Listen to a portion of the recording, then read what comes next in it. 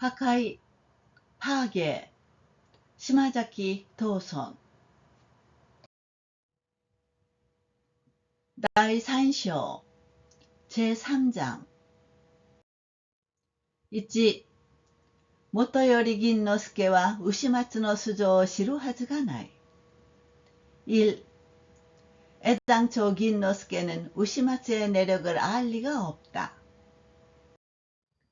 二人は長野の師範校にいる頃からごくよく気性のあった友達で、牛松が咲く小さかったあたりの灰色の景色を解き出すと、銀之助は諏訪湖のほとりの生まれ故郷の物語を始める。두 사람은 나가노의 사범학교에 있을 때부터 아주 잘 기질이 맞는 친구로, 우시마츠가 사쿠 지사가타 부근의 회색 경치를 말하기 시작하면 긴노스케는 스와호수 부근에 태어난 고향 이야기를 시작한다. 우시마츠가 스키나 레키시노 하나시오すれば、銀之助は植物採集の興味を、といったような風に、互いに語り合った寄宿舎の窓は、二人の心を結びつけた。우시마츠가 좋아하는 역사 이야기를 하면 긴노스케는 식물 채집에 흥미를. 이런 식으로 서로 이야기를 나눈 기숙사 창문은 두 사람의 마음을 연결했다. 同窓の記憶はいつまでも若く青々としている。銀之助は牛松のことを思うたびに昔を思い出して、なんとなく時の移り変わりを忍ばずにはいられなかった。동창의 기억은 언제까지나 젊고 푸릇푸릇하다. 긴노스케는 우시마츠를 생각할 때마다 옛날을 떠올리며 그냥 시간의 변천을 견딜 수밖에 없었다. 同じ寄宿舎の食堂に同じひき割り飯の匂いを嗅いだその友達に思い比べると、実に牛松の様子の変わってきたことは、あの憂鬱、牛松が以前の快活な性質を失った証拠は目つきでわかる、歩き方でわかる、話をする声でもわかる。같은 기숙사 식당에서 같은 보리밥 향을 맡았던 그 친구에 비하면 실로 우시마츠의 모습이 변해온 건 저 우울함. 우시마츠가 이전에 쾌활한 성질을 잃은 증거는 눈빛으로 안다. 걸음걸이로 안다. 말하는 목소리로도 안다. 一体何が元であんなに深く沈んでいくのだろう。トンと銀之助には合点がいかない。何かある。必ず何か訳がある。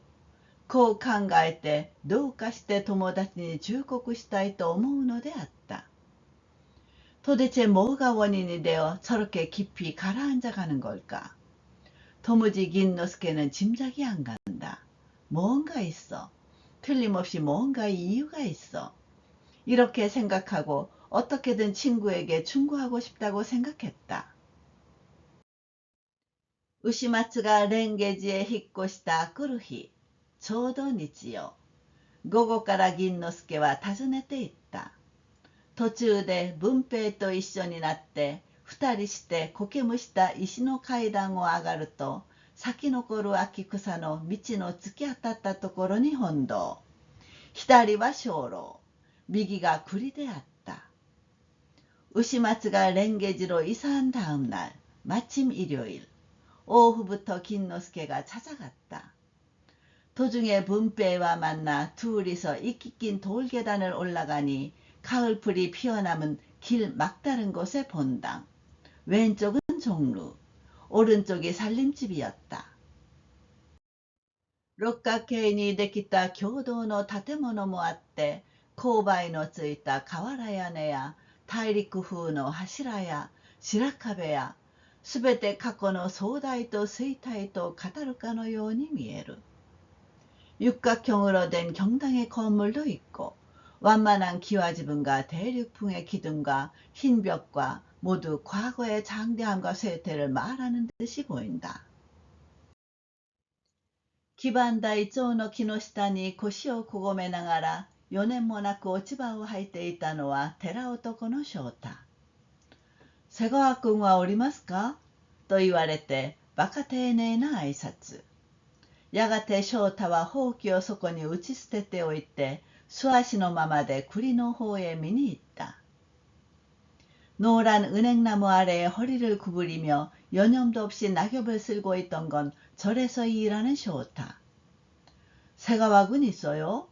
라고 말하니 매우 공손한 인사. 이윽고 쇼타는 빗자루를 거기에 내팽개치고 맨발인 채로 살림집 쪽으로 보러 갔다. 急に牛松の声がした。仰向いてみると、イチョウに近い2階の窓の障子を開けて、顔を差し出して呼ぶのであった。まあ、上がりたまえ、とまた呼んだ。갑자기 우시마츠 목소리가 났다. 위를 올려다보니 은행나무 가까이 2층 창의 장지문을 열고 얼굴을 내밀어 부르는 것이었다. 좀 올라오시게 하고 또 불렀다. 니銀之助文平の二人は牛松に導かれて暗いはしご段を上がっていった。이銀之助와 문패 두 사람은 우시마츠가 안내하는 대로 어두운 계단을 올라갔다.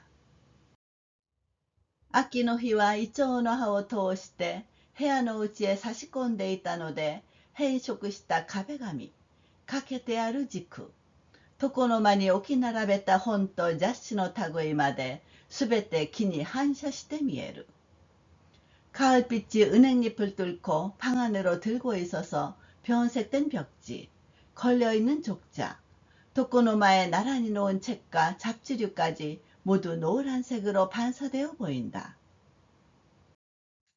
ヒヤビヤとした空気は窓から入ってきて、この古い僧帽のうちにもなんとなく爽やかな思いを送るのであった。机の上には例の懺悔録。読み伏せておいたその本に気がついたと見え、急に牛松は片隅へ押し隠すようにして、白い毛布を座布団代わりに出して進めた。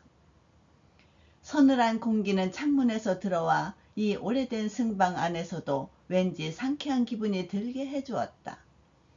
책상 위에는 앞서 말한 참외로, 읽다 엎어놓은 그 책을 알아차린 듯 갑자기 우시마츠는 한쪽 구석으로 감추듯이 하고 흰 담요를 방석 대신 내밀어 고안했다. よく君は引っ越して歩く人さ、と銀之助は辺りを眺め回しながら言った。一度瀬川君のように引っ越す癖がつくと何度でも引っ越したくなるものと見える。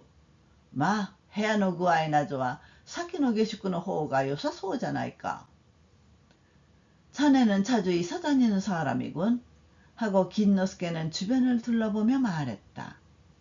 한번 새가와군처럼 이사하는 버릇이 생기면 몇 번이라도 이사하고 싶어지는 것 같아. 글쎄, 방 상태 같은 건 저번 하숙 쪽이 좋은 것 같은데. なぜお引っ越しになったんですかと文平も尋ねてみる。どうもあそこのうちはやかましくって。こう答えて牛松は平気を装おうとした。争われないもので困ったという景色はもう顔に現れたのである。왜 이사하셨어요? 하고 분배도 물어본다. 아무래도 거기 집은 시끄러워서. 이렇게 대답하고 우시마츠는 태연한 척하려 했다. 속일 수는 없는 거여서 곤란하다는 기색은 이미 얼굴에 나타났다. そりゃあ寺の方が静かは静かだ。と銀之助は一向頓着なく、なんだそうだね。先の下宿ではエタが追い出されたそうだね。そうそう、そういう話ですな。と文平も相槌を打った。그야 저쪽이 조용한 건 조용해. 하고 긴노스케는 전혀 개의치 않고 듣자 하니 저번 하숙집에서는 에타가 쫓겨났다던데. 그래 그래 그런 이야기예요. 하고 분배에도 맞장구를 쳤다. だから僕はこう思ったのさ。と銀之助は引き取って、何かそんなちょっとしたつまらんことにでも感じて、それであの下宿が嫌になったんじゃないかと。どうしてと牛松は問い返した。 그래서 난 이렇게 생각했어. 하고 긴노스케가 이어받아 뭔가 그런 좀 어줍잖은 일이라도 자극받아 그래서 그 하숙집이 싫어진 게 아닐까 하고. 어째서? 하고 우시마츠는 반문했다. そこがそれ。君と僕と違うところさ。と銀之助は笑いながら、実はこの間ある雑誌を読んだところが、その中に精神病患者のことが書いてあった。こうさ。 역시 그게 자네랑 나랑 다른 점이야. 하고 긴노스케는 웃으며 실은 요전에 어느 잡지를 읽었는데 그 안에 정신병 환자에 관한 게 적혀 있었어. 이래. ある人がその男の住まいの脇に猫を捨てた。さあ、その猫の捨ててあったのが気になって、サイ君にも相談しないで、その日のうちにプイッと他へ引っ越してしまった。 어떤 사람이 그 남자가 사는 집 옆에 고양이를 버렸어. 그런데 고양이가 버려져 있는 게 마음에 걸려 아내에게 상의도 하지 않고 그날 중으로 휙 다른 곳으로 이사가 버렸어. こういう病的な頭の人になると捨てられた猫を見たのが引っ越しの動機になるなどは珍しくもない。という話があったのさ。ははははは。僕は瀬川君を精神病患者だというわけではないよ。 이런 병적인 두뇌를 가진 사람이라면 버려진 고양이를 본 것이 이사할 동기가 되는 따위는 드물지도 않다는 이야기가 있었어. 하하하하하. 내가 세가와군을 정신병 환자라고 말하는 건 아니야. しかし君の様子を見るのにどこか体の具合でも悪いようだ。まあ君はそうは思わないかね。だからエタの追い出された話を聞くとすぐに僕はあの猫のことを思い出したのさ。それで君が引っ越したくなったのかと思ったのさ。 그러나 자네 상태를 보니 어딘가 몸 상태라도 좋지 않은 것 같아. 어쨌든 자네는 그렇게는 생각 안 하나? 그래서 에타가 쫓겨난 이야기를 듣자 곧 나는 그 고양이가 생각난 거야. 그래서 자네가 이사 가고 싶어진 건가 생각했어. バカなことを言いたまえ。と牛松は反り返って笑った。笑うには笑ったが、しかしそれはおかしくて笑ったようにも聞こえなかったのである。바보 같은 소리 마시게. 하고 우시마츠는 몸을 뒤로 젖히고 웃었다. 웃기는 웃었으나 그러나 그건 우스워서 웃은 것처럼도 들리지 않았다. 이야, 冗談じゃない。と銀之助は牛松の顔を見守った。実際君の顔色は良くない。見てもらってはどうかね。僕は君、そんな病人じゃないよ。と牛松は微笑みながら答えた。아니, 농담이 아니야. 라며 긴노스케는 우시마츠의 얼굴을 지켜보았다. 실제로 자네 안색이 안 좋아. 진찰받는 게 어때? 나는 이 사람아 그런 병자가 아니야. 하고 우시마츠는 미소 지으며 대답했다. しかし、と銀之助は真面目になって、自分で知らないでいる病人はいくらもある。君の体は変調をきたしているに相違ない。夜寝られないなんていうところを見ても、どうしても生理的に異常がある。まあ、僕はそう見た。そうかね。そう見えるかね。그런데 하고 긴노스케는 진지해져서 자기가 모르고 있는 병자는 얼마든지 있어. 자네 몸은 이상이 생긴 게 틀림없어. 밤에 잘 수 없다고 말하는 걸 봐도 아무래도 생리적으로 이상이 있어. 어쨌든 나는 그렇게 보았어. 그런가? 그렇게 보이나? 見えるともさ、妄想、妄想。今の患者の目に映った猫も、君の目に映った新平民も、みんな衰弱した神経の見せる幻さ。猫が捨てられたってなんだ。くだらない。エタが追い出されたってなんだ。当たり前じゃないか。보이고 말고 망상, 망상. 지금 말한 환자 눈에 비친 고양이도 자네 눈에 비친 신평민도 모두 쇠약한 신경이 보이는 환상이야.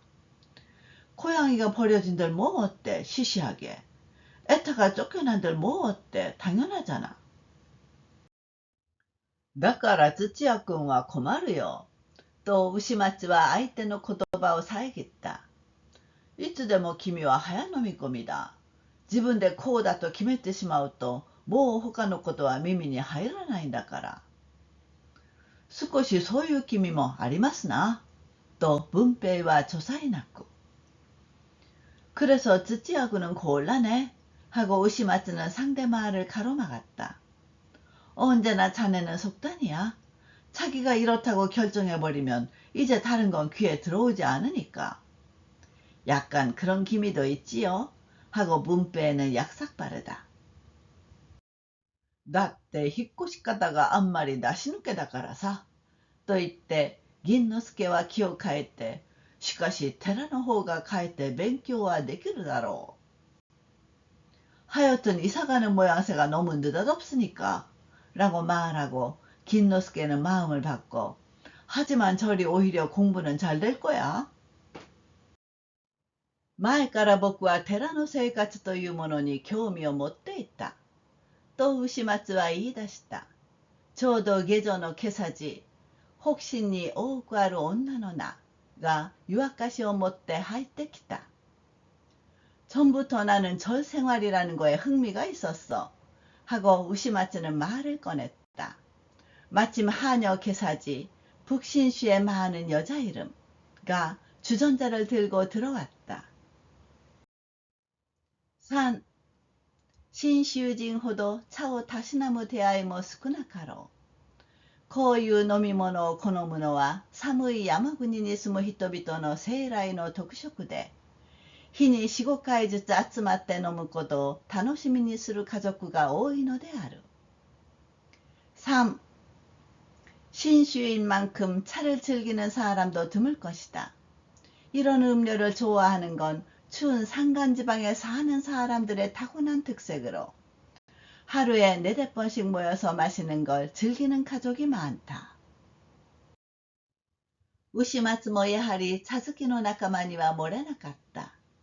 茶器を引き寄せ無造作に入れて濃く熱いやつを2人の客にも勧め、自分もまた茶碗を唇に押し当てながら香ばしく炙られた茶の葉の匂いを嗅いでみると急に気分が清々する。우시마츠도 역시 차를 좋아하는 무리에서 빠지지 않았다. 타기를 끌어당겨 되는 대로 넣어 진하고 뜨거운 걸 두 손님에게도 권하고 자기도 또 찻잔을 입술에 대며 향긋하게 볶은 찻잎 냄새를 맡고 보니 갑자기 기분이 상쾌해진다. 生き返ったような心持ちになる。やがて牛松は茶碗を下に置いて寺住みの新しい経験を語り始めた。정말 살아난 듯한 기분이 든다. 이윽고 우시마츠는 찻잔을 내려놓고 절에서 하는 새로운 경험을 말하기 시작했다. 聞いてくれたまえ。昨日の夕方、僕はこの寺の風呂に入ってみた。一日働いてくたぶれているところだったから入った心地は格別さ。明かり窓の障子を開けてみると시온の花などが咲いてるじゃないか。들어주시게. 어제 저녁 나는 이 절의 목욕탕을 들어가 보았네. 종일 일하고 지쳐있던 잠이어서 들어간 기분은 각별했어. 채광상 장지문을 열어보니 자왕꽃 같은 게 비어있지 않은가. その時僕はそう思ったね。風呂に入りながらキリギリスを聞くなんて、なるほど寺らしい趣味だと思ったね。今までの下宿とはまるで様子が違う。まあ僕は自分の家へでも帰ったような心持ちがしたよ。그때 나는 그렇게 생각했어. 목욕하면서 귀뚜라미 소리를 듣다니 과연 절다운 취임이라고 생각했어. 지금까지의 하숙비과는 전혀 상황이 달라. 정말 나는 내 집에라도 돌아온 기분이 들었어. そうさな。普通の下宿ほど無趣味なものはないからな。と銀之助は新しい巻きタバコに火をつけた。それから君、いろいろなことがある。と牛松は言葉を継いで、第一、ネズミの多いには僕も驚いた。ネズミと文平も膝をすすめる。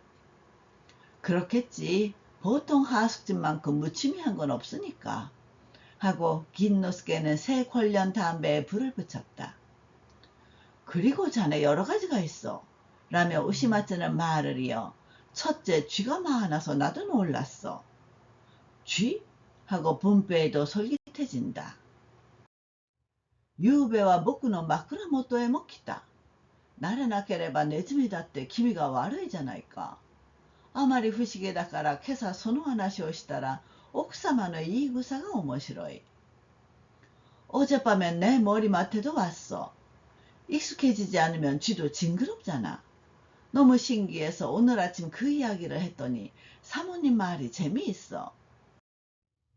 猫を飼ってネズミを取らせるよりか自然に任せて養ってやるのが慈悲だ。なに、食い物さえあてがってやればそんなにいたずらする動物じゃない。うちのネズミはおとなしいからごらんなさいって。고양이를 길러 쥐를 잡게 하는 것보다 자연에 맡겨 길러주는 게 잡이다. 아니, 먹을 것만 대주면 그렇게 나쁜 짓 하는 짐승이 아니다. 우리 절쥐는 얌전하니 두고 보세요래. なるほど。そう言われてみると少しも人を恐れない。昼間ですら出て遊んでいる。ははははは。寺の中の景色は違ったものだと思ったよ。정말이지 그 말을 듣고 보니 조금도 사람을 두려워하지 않아. 대낮에도 나와 놀고 있어. 하하하하하. 저란 풍경은 다르다고 생각했어. そいつは妙だ。と銀之助は笑って、よほど奥様という人は変わった女と見えるね。그건 묘하네. 하고 긴노스케는 웃으며 사모님이라는 분은 앵간히 별난 여성인 것 같아. 何、それほど変わってもいないが、普通の人よりは宗教的なところがあるさ。そうかと思うと、私どもだって高砂で一緒になったんです。なんて、そんなことを言い出す。아니, 그렇게 별나지도 않지만 보통 사람보다는 종교적인 면이 있지. 그런가 하면 우리도 결혼식을 하고 함께하게 되었어요. 라는 그런 말을 꺼내. だから尼ともつかず大黒ともつかずといって普通のうちの再婚でもなし。まあ門徒寺に火を送る女というものは僕も初めて見た。그러니까 여성도 아니고 승려 아내도 아니고 그렇다고 보통 집안에도 아니고 뭐 절에 문도로서 나를 보내는 여자라는 건 나도 처음 봤어. 他にはどんな人がいるのかい？こう銀之助は尋ねた。小坊主が一人、下女、それに翔太という寺男。ほら、君らの入ってきた時、庭を入っていた男があったろ？あれがそうだね。그 밖에는 어떤 사람이 있어? 이렇게 긴노스케가 물었다. 어린 중이 한 명, 하녀, 거기에 쇼타라는 절에서 일하는 남자. 그래, 자네들이 들어왔을 때 마당을 쓸고 있던 남자가 있었잖아. 그 사람이 그래. 誰もあの男を翔太というものはない。みんな翔馬かと言ってる。日に5旅ずつ、明け方、朝8時、12時、入り合い、夜の10時。これだけの金をつくのがあの男の務めなんだそうだ。아무도 그 친구를 쇼타라고 하는 이는 없어. 모두 쇼바보라고 하지. 하루에 5번씩, 새벽, 아침 8시, 12시, 해질녘, 밤 10시. 이만큼 종을 치는 게 그 친구의 임무래. それから、何は？住職は？とまた銀之助が聞いた。住職は今留守さ。그러고서 근무하는 주지스님은? 하고 또 긴노스케가 물었다. 주지스님은 지금 부재 중이셔.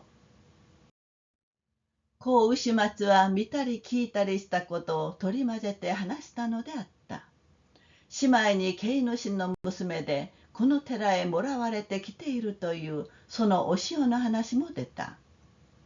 이렇게 우시마츠는 보고 들은 것을 섞어 이야기했다. 마지막엔 게이노신의 딸로 이절에와 살고 있다는 그 시호의 이야기도 나왔다. へえ、風間さんの娘なんですか。と文平は巻きタバコの灰を落としながら言った。こないだ一度交友会に出てきた。ほら、あの人でしょ。そうそう。と牛松も思い出したように、確か僕らの頃前の年に卒業して出た人です。土屋くん、そうだったね。確かそうだ. 가자마 선생님 딸이에요? 하고 문배는 권련의 채를 털며 말했다. 요전에 한번 교회에 나온 그래 그 사람이죠? 그래 하고 우시마츠도 생각난 듯이 분명 우리가 오기 전년에 졸업하고 나간 사람이에요. 쯔찌야군 그랬었지? 그래 맞아. 4. その日、蓮華寺の台所では先住の命日といって精進物を作るので忙しかった. 4. 그날 랭게지 부엌에서는 전주지의 기일이라고 해서 사찰 음식을 만드느라 바빴다. 月々の時祭には今日上げ前を出す習わしであるが、ことにその日は33回忌とやらで、好物の栗飯を炊いて、仏にも備え、下宿人にも振る舞いたいという. 매달 지제 때는 경을 올리고 상을 차리는 습관이지만 특히 그날은 33죽이라고 해서 좋아하는 밤밥을 지어 부처님께도 바치고 하숙인도 대접하고 싶다고 한다. 次男の若造の妻までも来て手伝った。用意の整った頃、奥様は台所を人に任せておいて、牛松の部屋へ上がってきた。牛松も銀之助も文平も、この話好きな奥様の目には三人の子のように映ったのである。이웃절 젊은 중에 아내까지도 와서 거들었다. 준비됐을 무렵 사모님은 부엌을 다른 사람에게 맡기고 우시마츠 방으로 올라왔다. 우시마츠도 긴노스케도 문배에도 이 이야기를 좋아하는 사모님 눈에는 세 명의 아이처럼 비쳤다.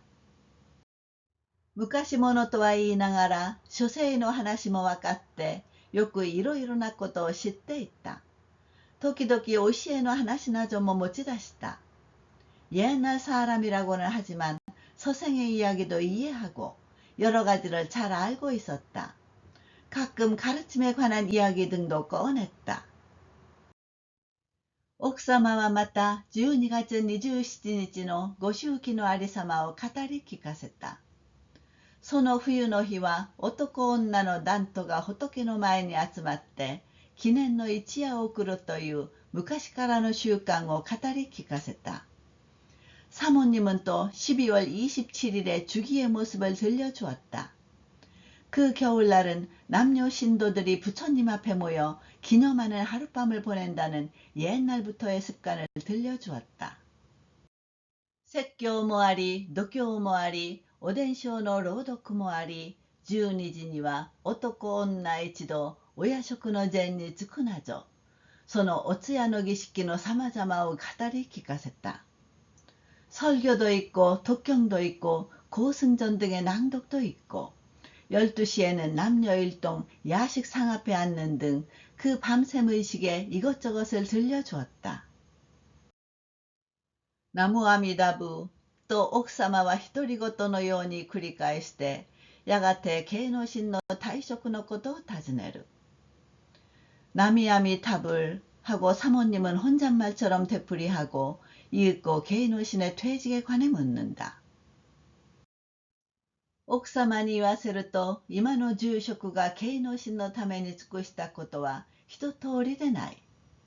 あの酒を断ったならばとはよく住職の言うことで、禁酒の証文を入れるまでに芸能神が後悔する時はあってもまたまたよりが元へ戻ってしまう。 사모님 말에 따르면 지금의 주지가 게이노신을 위해 진력한 것은 보통이 아니다.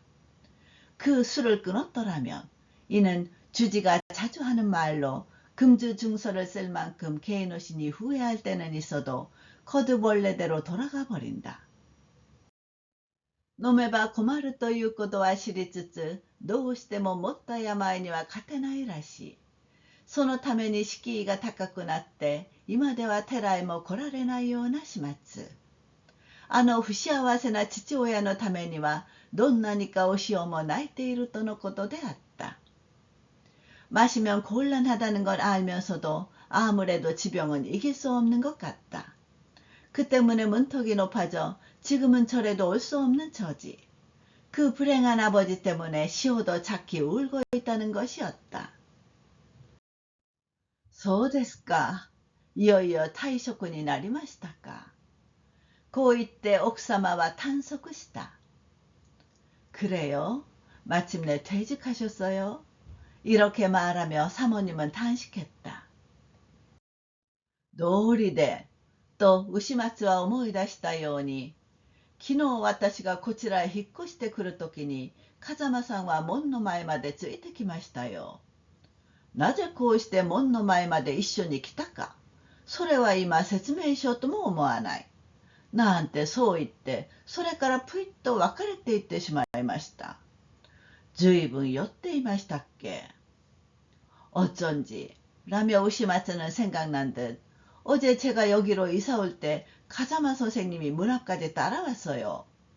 왜 이렇게 문 앞까지 함께 왔는지 그건 지금 설명할 생각도 없어. 그렇게 말하고 그러고서 휙 헤어져 가버렸어요. 꽤 취해 있었거든요. 해? 우찌노 마에마데? 酔っていても娘のことは忘れないんでしょうね。まあ、それが親子の情ですから。と奥様はまた深いため息をついた。그래요? 우리 집 앞까지? 술에 취해 있어도 딸은 잊지 않는 거겠지요. 뭐 그게 부모 자식의 정이니까요. 라며 사모님은 또 깊은 한숨을 내쉬었다. こういう話に妨げられて、銀之助は思うことを尽くさなかった。せっかく言うつもりで来て、それを尽くさずに帰るのも残念だし、栗飯ができたからと引き止められもするし、夜にでもなったらば、とこう考えて、心の中では友達のことばかり案じ続けていた。이런 이야기가 방해되어 긴노스케는 생각한 것을 다 하지 못했다. 모처럼 말할 작정으로 와서 그걸 다 하지 않고 돌아가는 것도 유감이고, 밤밥이 다 됐다고 붙잡기도 해서 밤이라도 되면 하고 이렇게 생각하며 마음속으로는 내내 친구만 걱정하고 있었다. 유항와 레인이 낳고 구리노 시타자식이 되었다. 여인의 勤めも済んだと見えて、給仕は白い着物を着た小坊主がしてくれた。ご無心の火は香の煙に混じる夜の空気を照らして、高い天井の下を面白く見せる。저녁 식사는 여느 때와 달리 살림집 1층 객실에서 했다. 초저녁 근행도 끝난 듯 시중은 흰 기모노를 입은 어린 중이 해주었다. 폭 5푼 납작 심지인 등불은 향의 연기와 어우러지는 밤 공기를 비추며 높은 천장 아래를 재미있게 보여준다. 古壁にかけてあるきな衣は多分住職の着るものであろう。変わった室内のありさまは3人の注意を引いた。오래된 벽에 걸려있는 누런 법이는 아마 주지 스님의 옷이겠지. 별난 실내 모습은 세 사람의 주의를 끌었다. 分けても銀之助はよく笑って、その高い声が台所までも響くので、奥様は若い人たちの話を聞かずにいられなかった。しまいにはお塩までも来て、奥様のそばに寄り添いながら聞いた。특히 긴노스케는 잘 웃어 그 높은 목소리가 부엌에까지 울려 퍼져서 사모님은 젊은이들의 이야기를 듣지 않을 수 없었다. 막판에는 시호까지 와서 사모님 곁에 다가붙으며 들었다. 急に文平は買いかずらしくなった。妙に女のいる席では熱心になるのがこの男の性分で、2階に3人で話した時から見ると、この下座敷へ来てからは声の調子が違った。갑자기文平는 개활해졌다. 묘하게도 여자가 있는 자리에서는 열심히 하게 되는 게 이 남자의 성격으로 2층에서 세 사람이 이야기할 때부터 보면 이 1층 객실에 와서는 목소리 상태가 달랐다. 天性愛嬌のある上に涼しい艶のある瞳を輝かしながら今日に乗ってよもやまの話を始めた時は確かに面白い人だと思わせた。 천성적으로 애교가 많은 데다가 맑고 윤기 있는 눈동자가 빛나면서 신나서 잡다한 이야기를 시작했을 때는 확실히 재미있는 사람이라고 생각됐다. 文平はまた時々お塩の方を注意してみた。お塩は着物の前を掛け合わせたり、垂れ下がる髪の毛をなでつけたりして、人々の物語に耳を傾けていたのである。 분배에는 또 가끔 시호 쪽을 주위에서 보았다. 시호는 기모노 앞을 여미거나 늘어지는 머리카락을 쓰다듬어 올리거나 하며 사람들의 이야기에 귀를 기울이고 있었다. 銀之助はそんなことに頓着なしてやがて思い出したように、確か私どもの来る前の年でしたな、あなた方の卒業は。こう言ってお塩の顔を眺めた。 奥様も娘の方へ振り向いた。 긴노스케는 그런 것에 신경 쓰지 않고 이윽고 생각난 듯이 분명 우리가 오기 전에였지요. 당신들 졸업은. 이렇게 말하며 시호의 얼굴을 바라보았다. 사모님도 딸 쪽을 돌아보았다. 하, 또答えた時は若々しい千潮がにわかにお塩の方に登った。 その少し恥を含んだ色は、ひとしお思ばせを娘らしくしてみせた。네, 하고 대답했을 때는 싱싱한 핏기가 갑자기 시호의 뺨에 올랐다. 그 약간의 부끄러움을 머금은 색은 한층 용모를 아가씨답게 보여주었다. 卒業生の写真が学校にありますがね、と銀之助は笑って、あの頃から見るとみんな立派な姉さんになりましたな。どうして私どもが来た時分にはまだ花を垂らしているような連中もあったっけが。졸업생 사진이 학교에 있는데요. 하고 긴노스케는 웃으며 그 무렵부터 보니 모두 멋진 아가씨가 되었네요. 웬걸 우리가 왔을 때는 아직 콧물을 흘리는 이들도 있었는데. 楽しい笑い声は座敷のうちにあふれた。お塩は赤くなった。こういう間にも一人牛松はランプのほかげに横になって何か深くものを考えていたのである。즐거운 웃음소리는 방 안에 넘쳤다. 시호는 발그레해졌다. 이러는 동안에도 홀로 우시마츠는 램프 불빛 아래 누워 무언가 깊이 생각하고 있었다. 5. 네, 옥사마. 또 긴노스케가 있다. 세가와kun과 히조니 시즌데いますね. 사요사.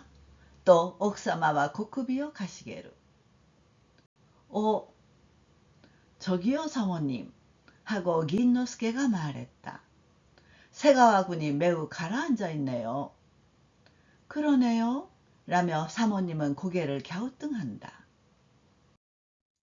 さっきおととい、と銀之助は牛松の方を見て、君がこのお寺へ部屋を探しに来た日だ。ほら、僕が散歩してると、ちょうど本町で君に出くわしたろう。그그저께 하고 긴노스케는 우시마츠 쪽을 보고 자네가 이전에 방을 찾으러 온 날이야. 그래, 내가 산책하고 있다가 마침 혼마치에서 자네와 맞닥뜨렸잖아. あの時の君の考え込んでいる様子といったら、僕はしばらくそこに突っ立って君の後ろ姿を見送って何とも言いようのない心持ちがしたね。그때 생각에 잠겨있는 자네 모습은 나는 잠시 거기에 우두커니 서서 자네 뒷모습을 배웅하면서 뭐라 말할 수 없는 기분이 들었어. 君は猪子先生の懺悔録を持っていた。その時僕はそう思った。ああ、またあの先生の書いたものなどを読んで神経を痛めなければいいがな、と。ああいう本を読むのは君、よくないよ。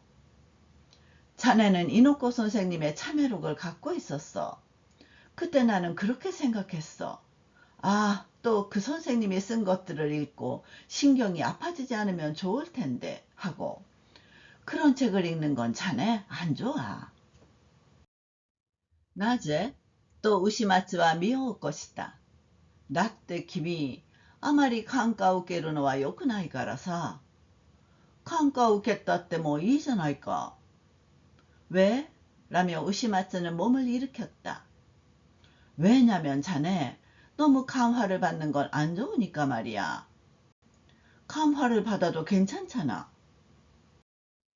そりゃいい感化ならいいけれども、悪い感化だから困る。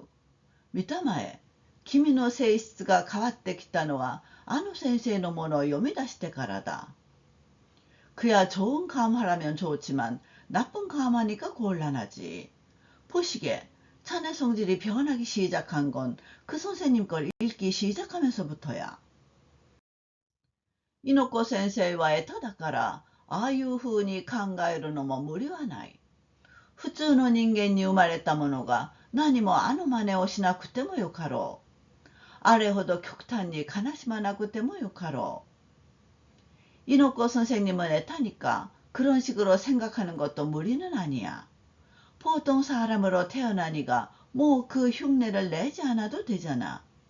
그렇게까지 극단적으로 슬퍼하지 않아도 되잖아. では、貧民とか労働者とかいうようなものに同情を寄せるのはいかんというのかね。그럼 빈민이라든가 노동자라든가 하는 것에 동정하는 건 안 된다고 말하는 건가? いかんというわけではないよ。僕だって美しい思想だとは思うさ。しかし君のようにそう考え込んでしまっても困る。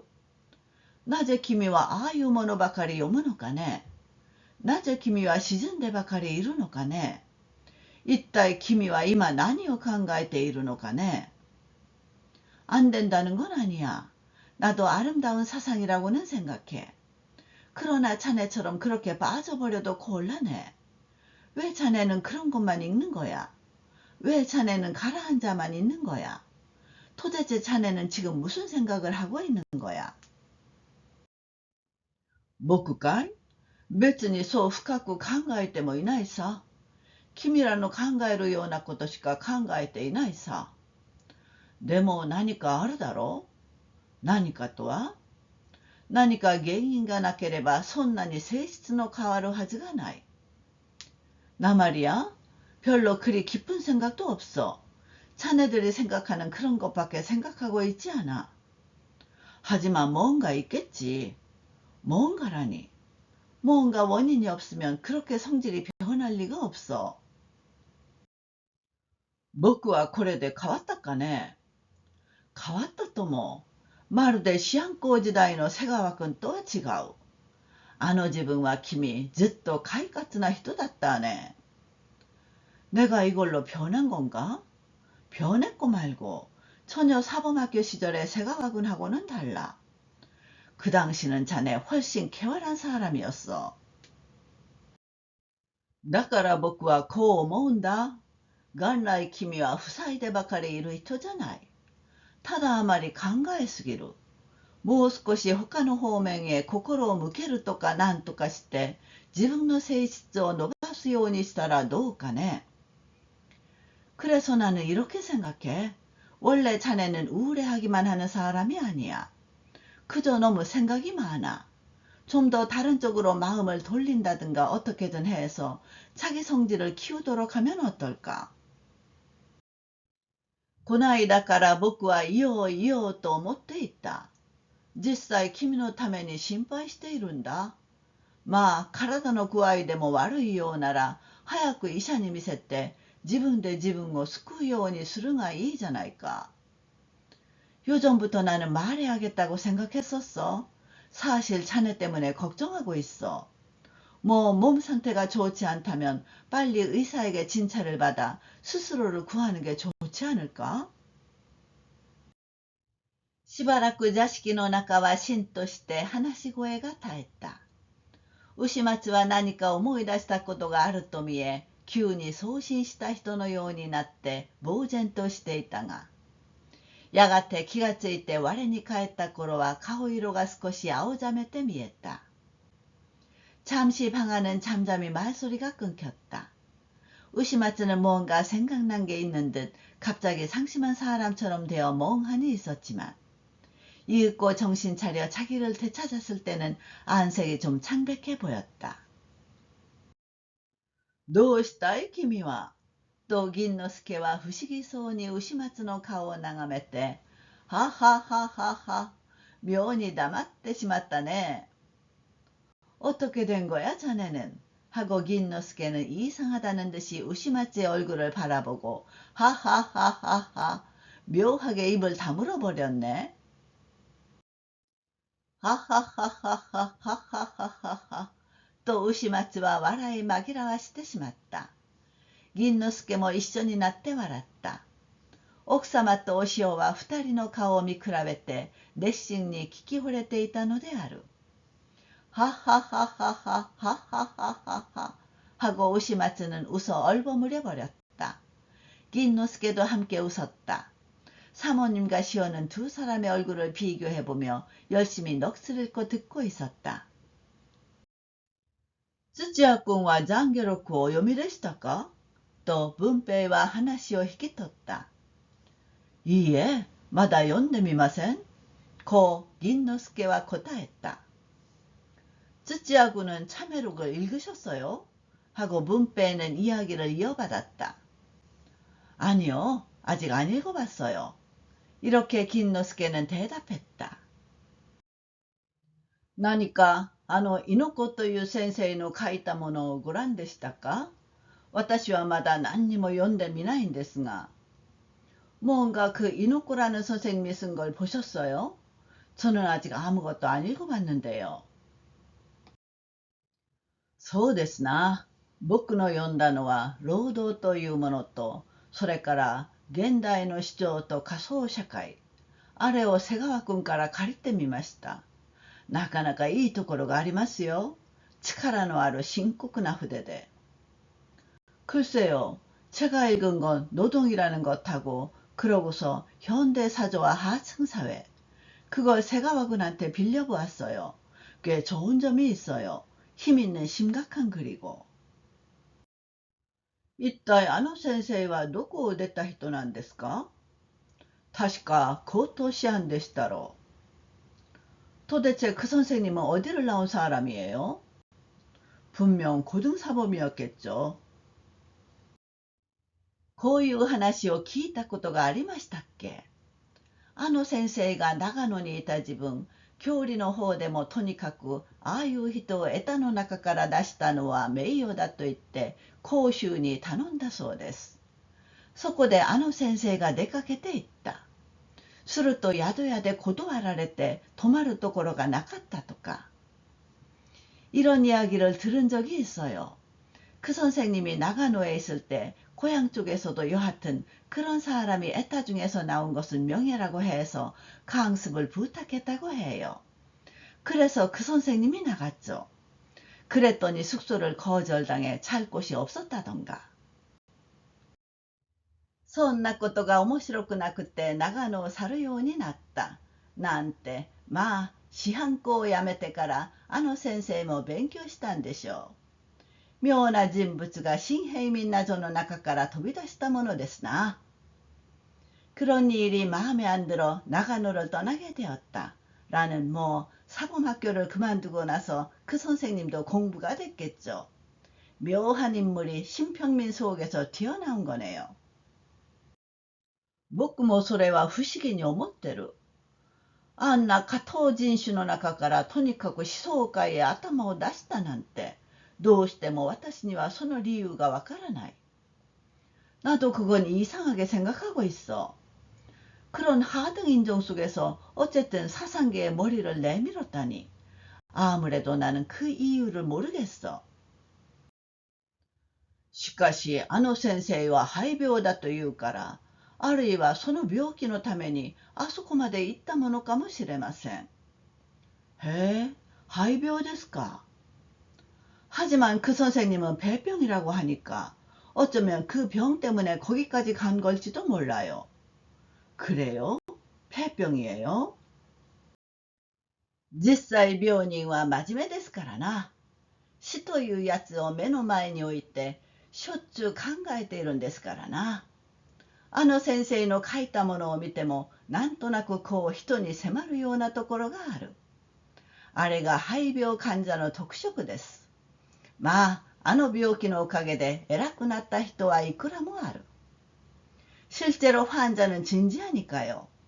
죽음이란 걸 눈앞에 두고 평소 자주 생각하고 있으니까요. 그 선생님이 쓴 것을 봐도 왠지 이렇게 사람에게 육박하는 듯한 데가 있어. 그게 폐병 환자의 특색이에요. 하긴 그 병 덕에 대단해진 사람은 얼마든지 있어. 하하하하하. 土屋君の観察はどこまでも生理的だ。いや、そう笑ったものでもない。見たまえ、病気は一種の哲学者だから。ははははは。土屋君의 관찰은 어디까지나 생리적이야. 아니, 그렇게 웃을 것도 아니야. 보시게, 병은 일종의 철학자니까. してみると、得たがああいうものを書くんじゃない。病気が書かせるんだ。こうなりますね。だって君、そう悟るより他に考えようはないじゃないか。ただ新平民が美しい思想を持つとは思われないじゃないか。ははははは。그러고 보면 애따가 그런 걸 쓰는 게 아니야. 병이 쓰게 하는 거야. 이렇게 되네요. 왜냐면 자네 그렇게 해석하는 것 외에 생각할 방법이 없잖아. 그냥 신평민이 아름다운 사상을 갖는다고는 생각이 안 되잖아. 하하하하하.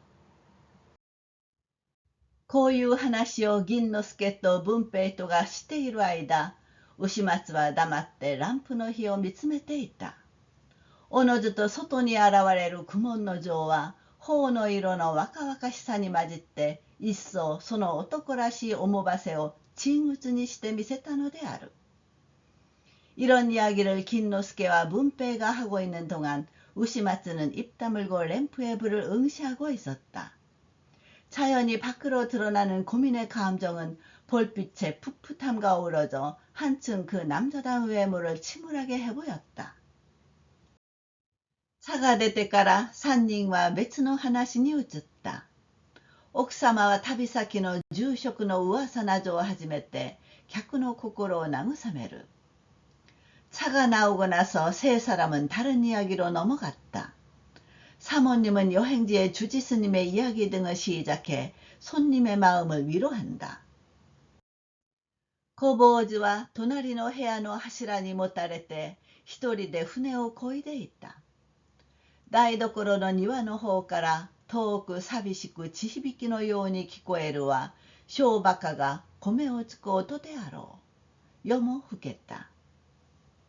어린 중은 옆방 기둥에 기대어 혼자 앉아 졸고 있었다. 부엌들 쪽에서 멀리 쓸쓸히 땅울림처럼 들리는 건 쇼 바보가 쌀을 찢는 소리겠지. 밤도 깊었다. 6. 友達が帰った後、牛松は心の月光を抑えきれないという風で、自分の部屋の中を歩いてみた。6. 친구가 돌아간 후 우시마츠는 마음의 격앙을 억제할 수 없다는 듯이 자기 방안을 걸어보았다. その日の物語、あの二人の言った言葉、あの二人の顔に現れた微細な感情まで思い出してみると、なんとなく胸獅子の震えるような心地がする。그날의 이야기, 그 두 사람이 한 말, 그 두 사람의 얼굴에 나타난 미세한 감정까지 떠올려 보니 뭔지 모르게 가슴살이 떨리는 듯한 기분이 든다. 先輩の侮辱されたということは第一悔しかった。先民だから取るに足らん。こういう無法な言い草はただ考えてみたばかりでも腹立たしい。선배가 모욕당했다는 것이 우선 억울했다. 천민이니 신경 쓸 것도 없다. 이런 무례한 주장은 그냥 생각만 해도 화가 난다.ああ、主辱の相違というわだかまりの前には、いかなる熱い涙も、いかなる非情の言葉も、いかなる鉄槌のような猛烈な思想も、それを動かす力はないのであろう。多くの善良な新平民は、こうして世に知られずに葬り去られるのである。아, 종족이 다르다는 걸림 앞에는 어떠한 뜨거운 눈물도, 어떠한 진정한 말도, 어떠한 쇠망치 같은 맹렬한 사상도 그걸 움직일 힘이 없는 거겠지. 많은 선량한 신평민은 이렇게 세상에 알려지지 않고 매장되는 것이다. この考えに刺激されて寝床に入ってからも牛松は眠らなかった。目を開いて頭を枕につけてさまざまに自分の一生を考えた。이 생각에 자극되어 잠자리에 들어서도 우시마츠는 잠자지 않았다. 눈을 뜨고 머리를 베개에 대고 여러 가지로 자기 일생을 생각했다. 네즈미가 맞다現れた。畳の上を通るその足音に妨げられてはなおなお夢を結ばない。一旦吹き消したランプを細めにつけて枕元を明るくしてみた。쥐가 또 나타났다. 타다미 위를 지나는 그 발소리가 방해되어서는 역시 잠을 못 잔다. 일단 불어서 껐던 램프를 가늘게 켜고 머리맡을 밝혀보았다.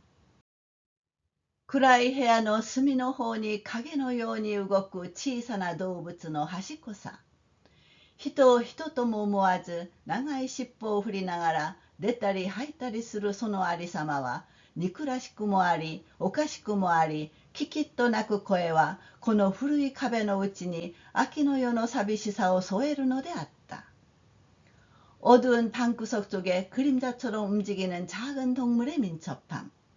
사람을 사람이라고 생각하지도 않고 긴 꼬리를 흔들며 드나드는 그 모습은 얄밉기도 하고 우습기도 하고 찍찍하고 우는 소리는 이 오래된 벽 안에 가을밤의 적막함을 더해주었다. それからそれへと牛松は考えた。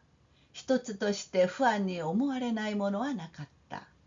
深く注意したつもりの自分の行いがかえって人に疑われるようなことになろうとは、まあ考えれば考えるほど用意がなさすぎた。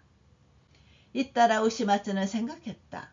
뭐 하나 불안하게 생각되지 않는 것은 없었다. 깊이 주의했을 자기 행위가 오히려 남이 의심하는 일이 되리라고는 정말 생각하면 생각할수록 준비가 너무 부족했다. 낮에 오히나타가 다카쇼町の宿から放逐された時に自分はじっとしていなかったろう。なぜあんなに泡を食らってこの蓮華寺へ引っ越してきたろう。なぜ猪子蓮太郎の著述が出るたびに自分はそれを誇り顔に吹聴したろう。왜 그 오히나타가 다카쇼 마치의 숙소에서 추방당했을 때 나는 가만히 있지 않았을까? 왜 그렇게 거품을 물고 이 랭게지로 이사온 걸까? 왜 그 이노코 렌타로의 저술이 나올 때마다 나는 그걸 자랑스러운 얼굴로 선전했을까?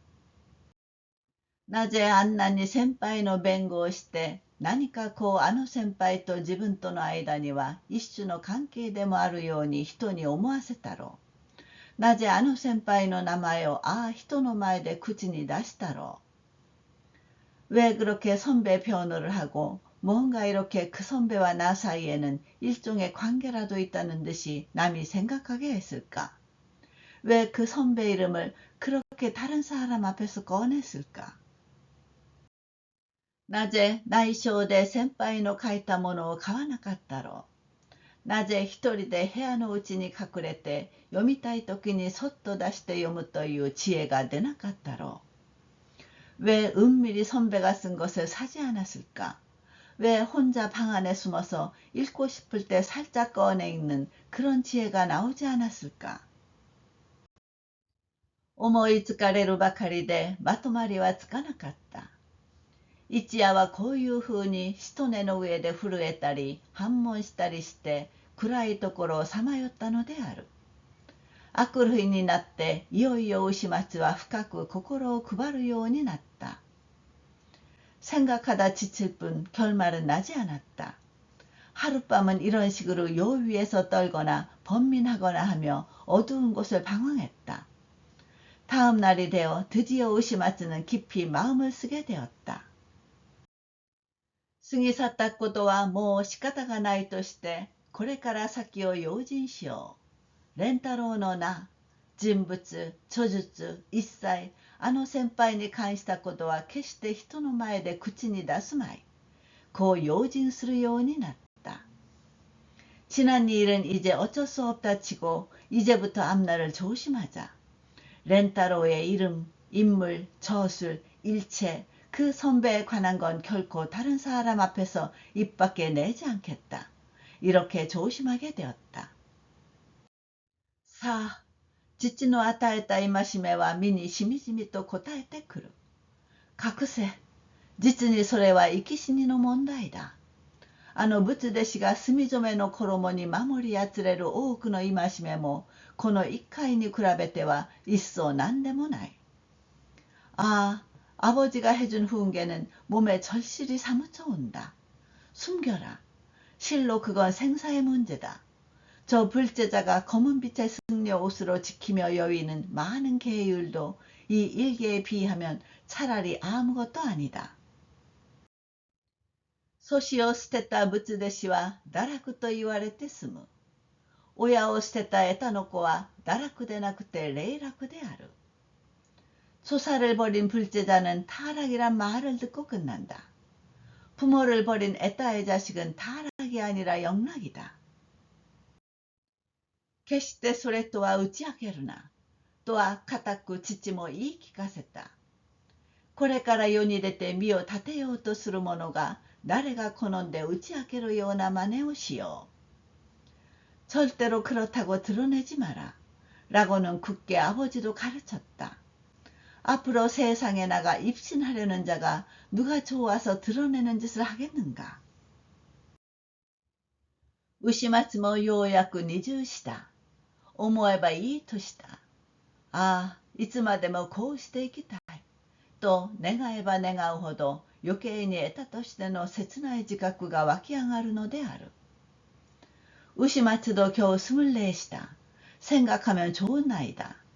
아, 언제까지나 이렇게 살고 싶다. 하고 바라면 바랄수록 더욱더 애타로서의 애달픈 자각이 솟아오른다. 現世の陥落は美しく牛松の目に映じてきた。たとえいかなる場合があろうと、大切な戒めばかりは破るまいと考えた。